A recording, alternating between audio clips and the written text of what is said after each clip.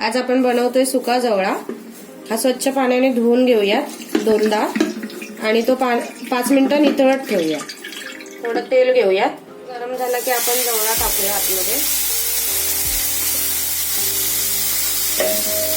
आपण खरपूस भाजेपर्यंत ठेवूया गॅसवर, मीडियम गॅस ठेवू आपण। 3 ते 4 कोकम टाकूया, त्यामध्ये थोडं तेल सोडत राहू।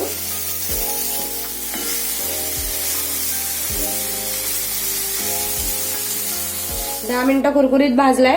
आता वरून खोबरेल तेल सोडू, मसाला घालूयात, मीठ घालूयात, कोथिंबीर घालूयात आणि कांदा घालूयात